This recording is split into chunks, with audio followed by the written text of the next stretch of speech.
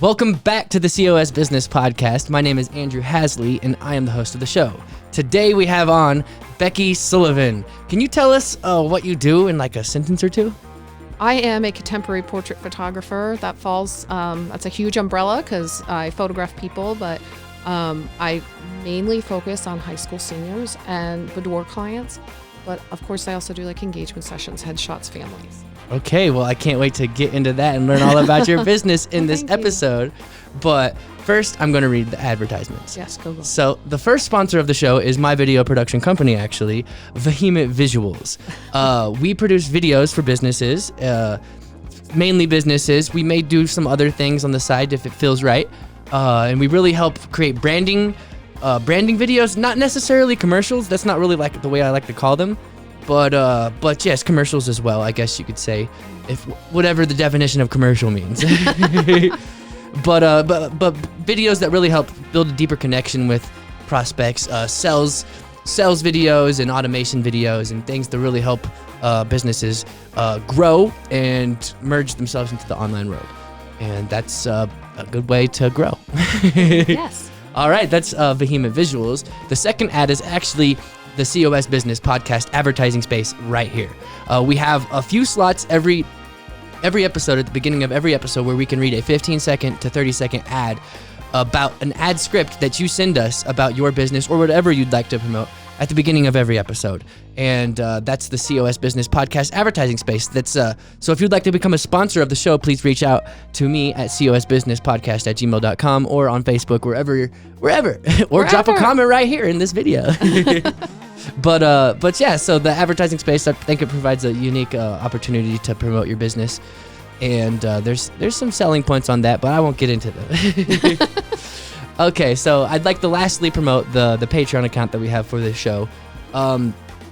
It's going to have bonus content on there. There hasn't been bonus content yet, but I will be putting bonus content on there, and also just extra perks that you can get out of the show. It's like a deeper level to help promote the show, help sponsor the show, I guess, and to build a deeper connection with the show, I guess. And there's some cool things that I got in the works for that. So that's the Patreon account, patreon.com/COS business. All right, that's actually all the advertisements that we have today. And I'm going to roll the intro music. Cool. This is a show where we have real conversations with entrepreneurs and business owners who are mostly in Colorado Springs, doing things in the community of Colorado Springs. Yeah. That's some jazzy music. Yes, it is. I'm a jazzy man. There you go. So Becky, how's it going? It's good. It's good. That's good. So we were talking before this. You're a Colorado native. I am a Colorado native. Nice. So that means you grew up here. I travel a little bit. Parents divorced, blah blah blah. So I wasn't always here, but I was born here and I came back here. So. Okay. That I hear that a lot. That's a story I hear a lot too. People born here and then come back here. Yeah, and it's military too. So people military born here and then they, their parents move, but they come back. So. Oh yes, exactly. That I do see a lot of people who are in the military and they come here, like they're stationed here. Yeah. And then they fall in love. So after the military, or they figure out how to become stationed here more long term. Right. Or yep. Yeah. I've noticed that a lot. But yeah, so your business. What's your business called? It's called Black Forest Photography. Okay. I've been photographing for 21 years. At the time when me and my ex-husband started the business, we were living in Black Forest, and that's where we're just like, we want something. We didn't want to name it after ourselves or anything like that. And that's where it went. Now, we split up and I've moved, but I'm still Black Forest Photography. So, okay. Yeah. Yeah. And that's put you in the location. So if someone searches, also put you in the SEO for if someone searches for photography in Black Forest specifically. That's correct. Yeah. You probably pop up pretty high. I pop up high anyway. So one thing, I'm pretty good at SEO. So nice. that I do that for a living, but yeah. Well, as a business, it's kind of vital to become good at that. If or you hire really someone hire Yeah. somebody, because I've met people who are like, they don't even know how to make a Facebook page, for their business. And I'm like, whoa, come on, you got to get on that social media. Yeah. Some people, they don't even want to figure it out. They're just like, it's too much. I don't want to do it. Not my job. Yeah. Yeah, that's cool. So that's cool that you pop up on the Google. Has that been helpful and beneficial for you? Yeah. So it's that's another reason I didn't change my name, because you in SEO, your business and your website, the longevity of it also matters in your SEO. So you want to keep it. Yeah. But yeah, I learned it because I was at the time, way back when and built my own web pages. I'll age myself. The first one was like Front Page. Okay. If any of the web designers out there like, but, and then went to Flash, and then Google wasn't ranking Flash, and you had to change from there. So it's been a learning curve over the 20 years of how to, for sure, market your business. I don't even know. I'm not even familiar with what you're talking about. Yeah. See, you're like, you young ones are like, Now it's pretty self-explanatory, and if it's not, you just Google how to do that. Yes, exactly. And you used to have to buy a book. So the For Dummies books, like blah, blah, blah for dummies. So I used to have like Flash for Dummies and stuff like that. Web design for dummies. And they still do have those books. Some people, they just learn better with books, or they feel that they just like, they'd rather have a book. Yeah. For me, I'd rather have Google. Yes. It's a lot more quicker and friendly environment. And visual. And visual. Yeah. I'm typically a video person when I like to learn too. Yeah. I will search for a video over reading an article any day. Yeah. If you're learning to do something, I'm that way too, to watch somebody else do it instead of try to read it. So with the photography, you said you're contemporary. What does that mean?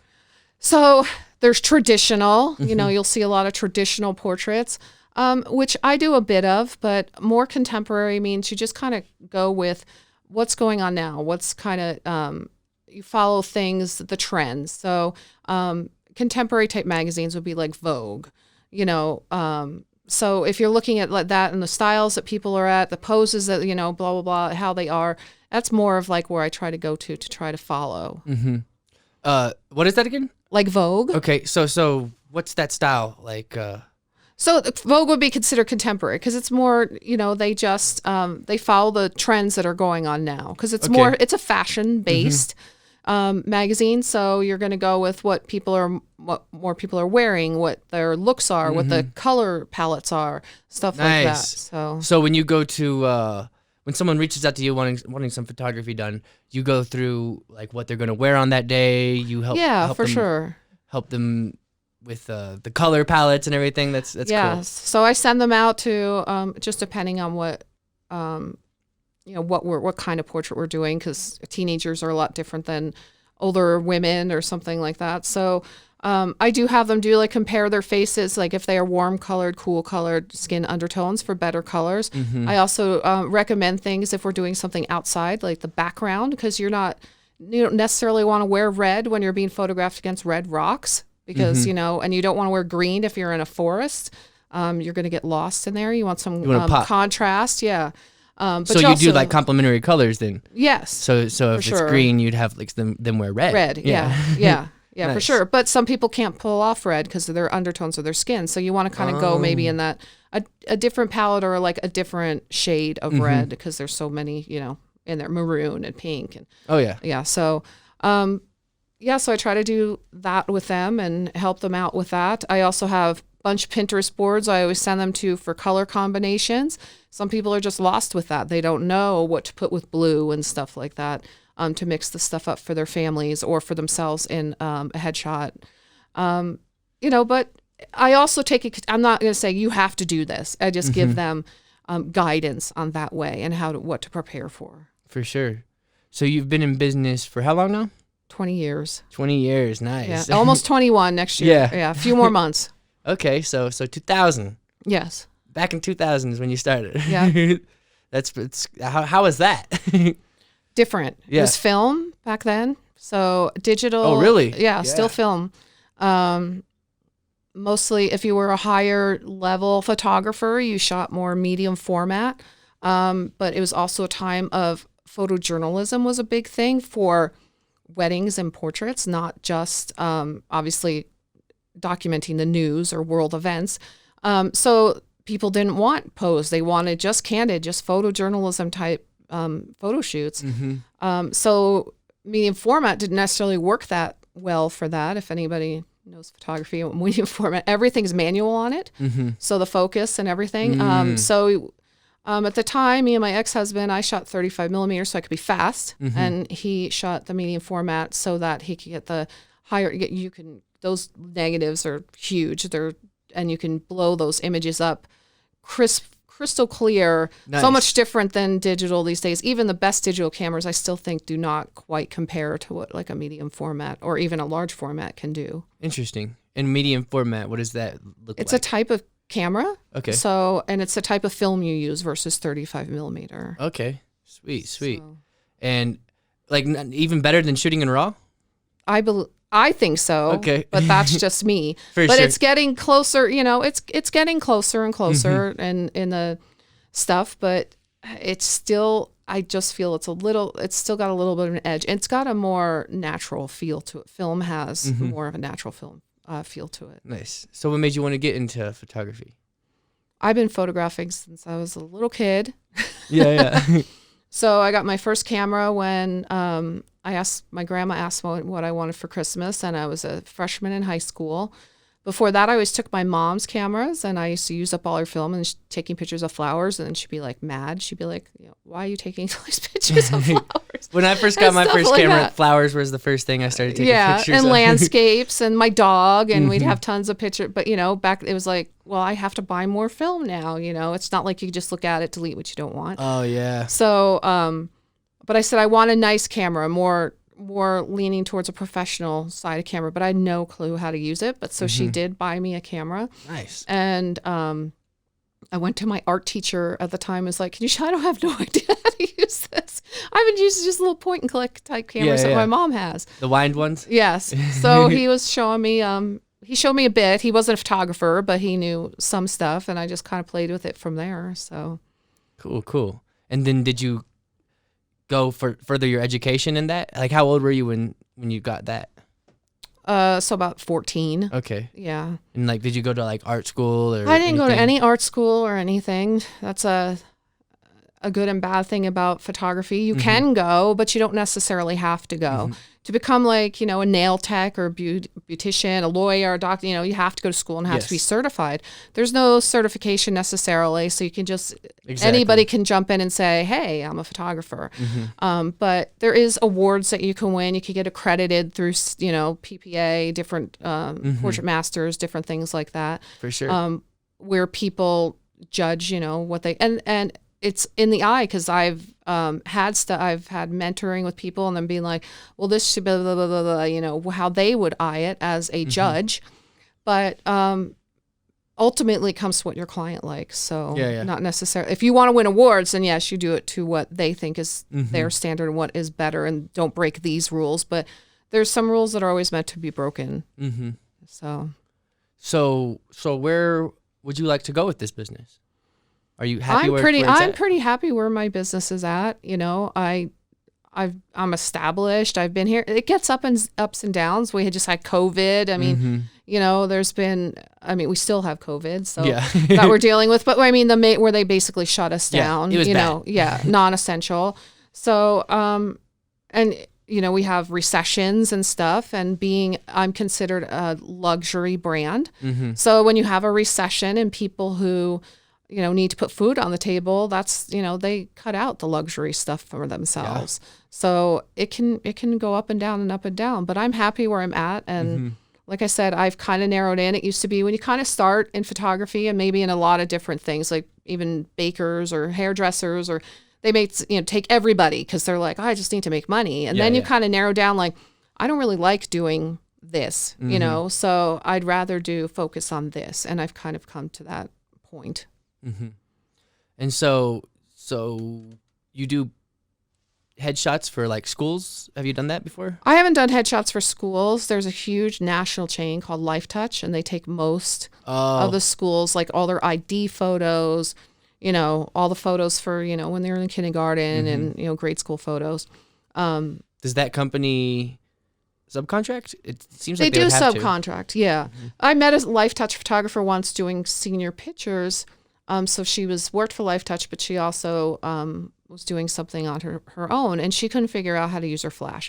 It's kind of like when you go work for JCPenney's or Sears, everything is just set up for you. It's like you don't move the light, you don't do this, the camera's already set. All you have to do is, engage these babies or engage these kids or tell them, what to do and click the button. To me, that would seem monotonous and boring. Yes, extremely. It's extremely boring, but it's something like I want to learn, but you really don't learn from the people that I've known. I've known a couple people who work for Life Touch. I've known some people who've worked at Sears, and it's just kind of the non-boring part is like most of the time those are babies, little kids, and that can be all over the place, but learning anything about how to use the camera or the lights is nothing. For sure.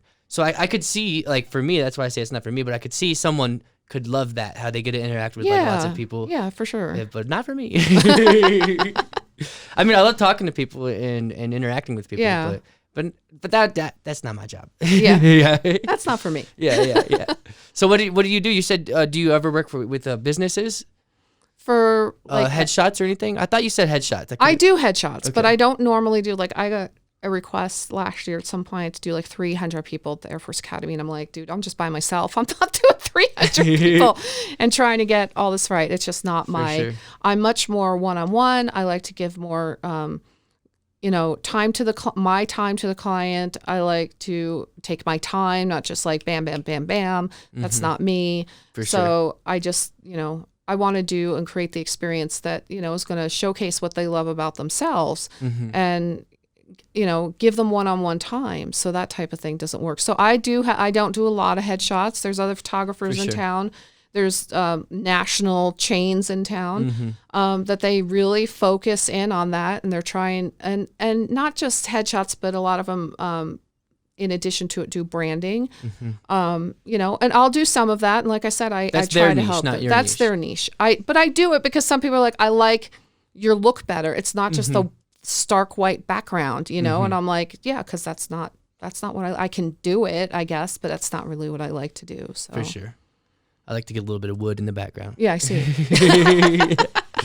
Yeah. So what do you like doing? What is your niche? What would you say? So my niche is I have a couple of them. So high school seniors is one of them. Okay. So senior photography. I think that's where I got confused. Yeah. Maybe a little bit different. Yeah, high school. You're thinking probably of people, in their 70s or something. No. No. I was thinking. I thought you were doing like just high school headshots. That's where I got confused. Okay. So seniors now, compared to like when I was in high school eons ago, they brought in a photographer when I was in high school, and they lined you up, and you just came through. And that's kind of what Life Touch does for a lot of schools for their ID photos. Yeah. And stuff like that.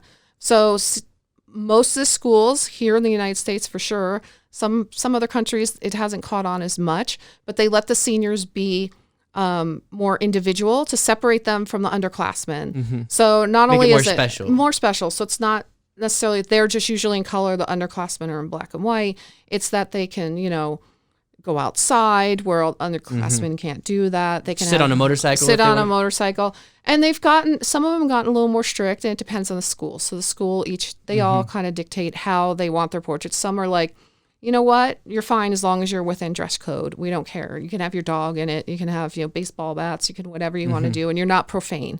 No car wash, sexy car wash. No, none of that. But some of them have come to the point that they're like, no, it is basically chest up, a headshot. But they're not like they all have to be uniform with the same background. They all can, they can kind of wear different tops. They can go outside. They can be inside studio. So do the seniors pick their photographer for that, or does the school kind of? So the senior, you can, it varies. So some of the schools, so I'm on some of the preferred schools lists, and some of the schools that do that and some don't. And, they're all, like I said, they're all over the gamut because they basically get a yearbook advisor, and that advisor kind of decides, well, this is how we're going to do it.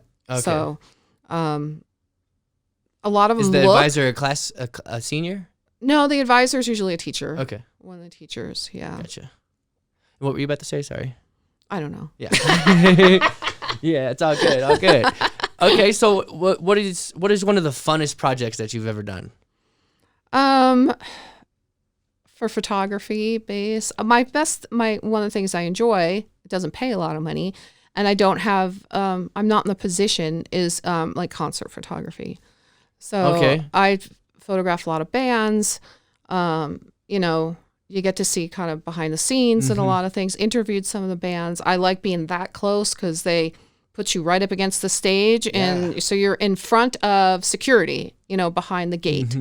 So it's nice. You don't have to get squished. And it's an awesome experience. And I love music. So that's a big thing for me. To be some of the more famous music photographers, which most of them are getting kind of older. There's not a lot of young ones anymore because the music business, as in all the art businesses, has changed so dramatically over the years. Oh, yeah. And they don't make the money that the bands from the 70s and 80s, you know, made. They just don't.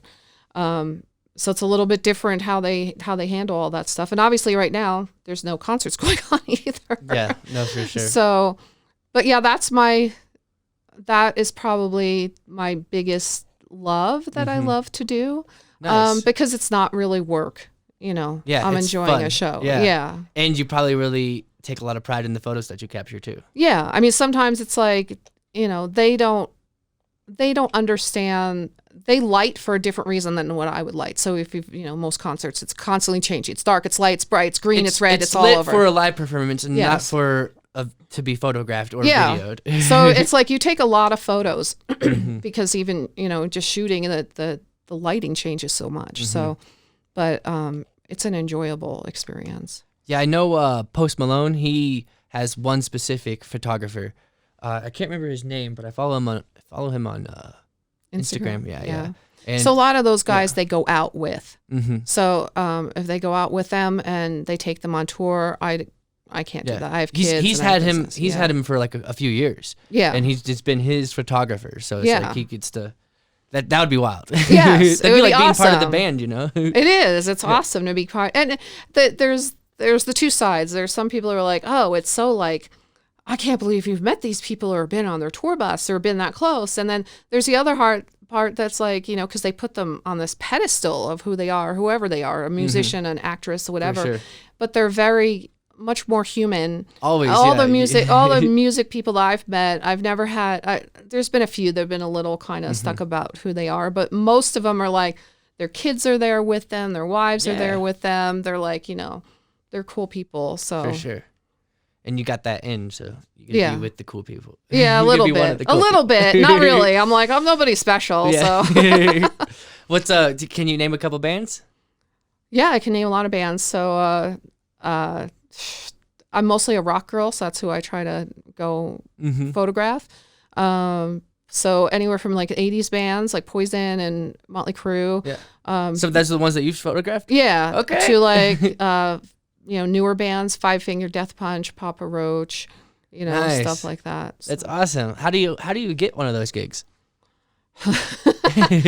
It's not easy. It's you know, you have to be usually shooting for somebody like a magazine or something, or doing a story or doing a review on their live shows.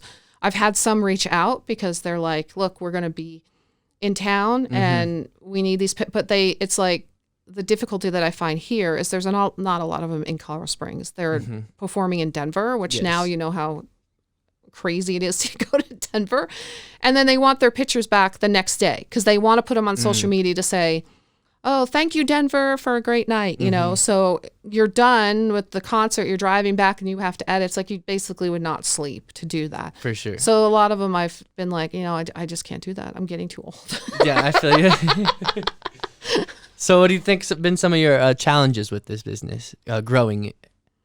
It sounds like you've had it pretty steady.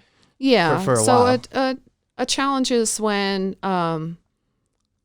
it used to be with film, not as many people. It's been much more inundated since the digital age, because now you go into Costco, you could buy a decent camera with a kit lens, and you can pull off and you could take 1,000 pictures to get 5 good ones. You know, exactly. And then they're like, look, I took 5 great photos out of 1,000 pictures. So having to compete against the hobbyists, the consumerism yes. of photography, I guess. Yeah, where back then, if you looked at a Hasselblad camera, or even trying to shoot manual on different speeds of film in a 35, you had to understand, because if you got those back, it was like, what did I do? And there's no changing it, from there. And trying to focus, you have to focus manually in like a Hasselblad camera and stuff like that. So it's not even like that quick focus. Yeah. So a lot of people could not get into it. And those cameras at that time were extraordinarily expensive, on top of the film being expensive.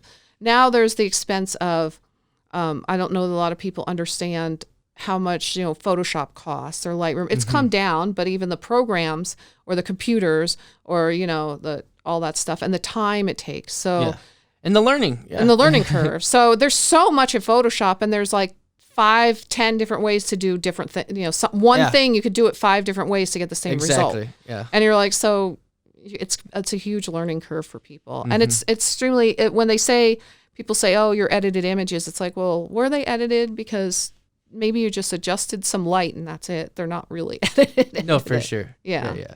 There's edited, and then there's composited, which is like extreme edited. Well, there's composited, but even like color, like when you look at it as a person, some people are like, a normal eye might look at a photo and say, oh, that's a good photo. It's a pretty girl. It's blah, blah, But they blah. don't know what it can be. Well, not just what it can be, but some of the things that point out that if you had done additional editing, what it would look like, just like on skin. Like, so skin tones. A big thing with me is skin tone. So even I'll look at them like, well, they look kind of orange or they look kind of green. But even with that, maybe their face looks very warm, but their hand looks really cold.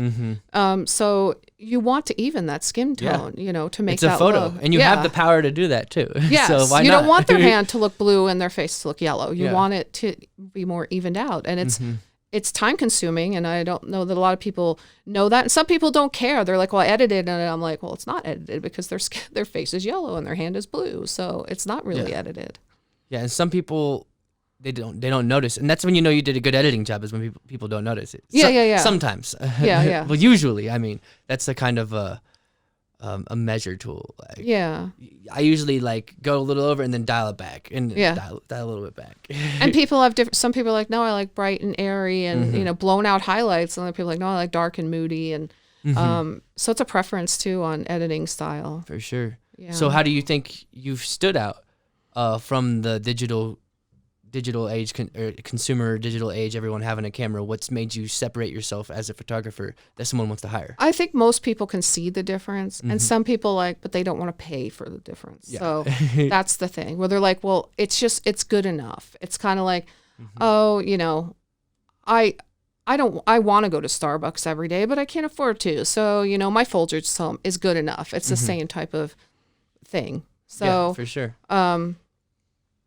Yeah, it's just it's something you want to have because it's not a necessity, and it's something you want to see yourself that way. And it documents some people. The ones that you kind of have to have are headshots. Usually, I mean, there's some people that take them with their cell phones, etc. But there's also and weddings. You're like, I'm engaged. What's one of the things I need? I need a photographer. Yeah. So it's just finding the market and finding the ignoring market. everyone who it doesn't want it. Yeah, so it's even with seniors that, it's a need. They need a yearbook photo. They need that stuff. So, and it's within a short period of time that you have all these kids from different schools. But if they don't get it, they're just going to use their ID photo that Life Touch took, For sure. So. Yeah. And I'm going to actually restart this camera real quick. Oh, go ahead. Once I get it connected to like a video capture card, it'll record as long as I want, but it stops at 30 minutes. Get it. So yeah, and the other thing I focus a lot on is boudoir. So some people are like, I don't even know how to say that. Yeah. So it's because I have a studio where some people in this area will be cut off when they only shoot outside because it's like, well, today in November it's like 70, but it could be below 0. So I do a lot of that, and I also with both seniors and boudoir, I really like to focus on, and I narrow those down because I want these kids that are inundated constantly with the media and with each other and filters to see that they are beautiful as they are or handsome as they are. And they should just, a lot of more self-acceptance and not so downtrodden on themselves because of the cyberbullying and stuff like that. And women too, that they just, women are very self-critical of themselves. I mean, you're a man, you might say, well, men are too, and they are, but I think that women are more marketed to for like beauty standards than men are. So they feel like they have to achieve a certain look, and it's much more about self-acceptance and loving yourself for who you are. So it's not just the photography side of it, but what I feel like it gives to these people and what it means to them. For sure. That's awesome. Yeah. Yeah. So is there anything you'd like to promote on this episode? Anything promoting? Yeah. Well, just, well, there's a couple things. So I will say that with my seniors, so I'm going to plug that I give a portion of my sales to Bryson's Chase. So they're a local charity to help kids with mental illness and suicide prevention. Nice.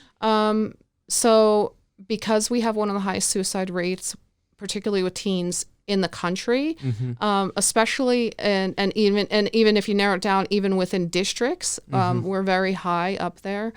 That I think it's a need, and I love what this lady's done. I looked into several, and I was told by a teacher friend of mine to reach out to her because she had struggled herself with her son, and trying to navigate that world of insurance and this and that. And a lot of insurances don't pay for mental health care, and if they do, it's not inpatient or for a very long time. So she wanted to help be able to give those kids what they needed by giving money directly to people and or Children's Hospital to help with offset the costs of that. Okay. So call her up, and if you want to, put her. She's not technically in business; she's a nonprofit, but hey, that works. I mean, I'd love to talk to her. Yeah. So it's an awesome thing what she's doing. Right now, we're getting close to the holidays. So right now, my seniors are dwindling down because a lot of the schools they have due dates for their pictures. So I'm bumping up with the boudoir stuff. So and people automatically say, oh well, I don't want to be photographed in my underwear. That's what it is. It doesn't necessarily, it's whatever how you see it. And it can just be a pretty dress, It's not necessarily, it's more about how you feel about your self-acceptance, of yourself and wanting to feel good about yourself. So interesting. I've never heard of that boudoir. Boudoir? Yeah. Google it. Yeah, I will.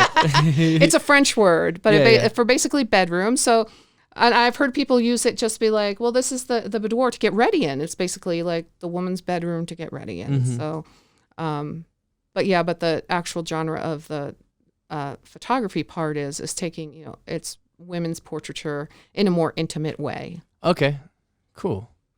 Well, I can't wait to check that out. Well, all right. I think we're about to wrap this episode up. Cool. I think we've covered everything. Anything else you'd like to touch on?